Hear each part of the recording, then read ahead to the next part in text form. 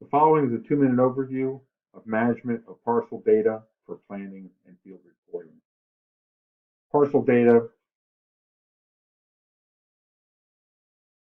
after shipment is collected by FedEx. They produce a standard header report. That header report is then communicated to logistics, which is our third-party auditor. Our third-party auditor then runs a scheduling tool, which allows that header report to be file transferred to a Common Drive folder at NDX. That Common Drive folder is then linked to Access. The series of queries are done with those raw tables and some flat file tables, hierarchies, accounts, charge groups, pack types, etc., to make final output tables. Because the data is so large, those final output data are stored on a SQL server with the assistance of our network administration folks.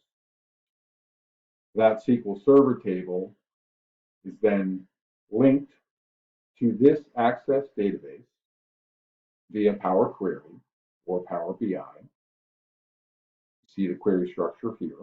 That's in Access, the main table and the subsequent relational tables. And it produces an output table for review by our field. Those reports give you a 3-month lab review by lab, by net charge by month, count, tracking number, CPU, some heuristics. Package type, lab, NDX, charges, tracking numbers, packaging, CPUs. Zone information, zones, different service levels, percents, the service levels themselves, envelope or package, both have different rate structures. Detail reports for auditing and on-time and complete percentages by service, by zone, and by days. And for this example, you can see a next day 3 p.m. example, next day 3 p.m. zones 2 through 8 on September is delivering at 85% on time in one day because of COVID.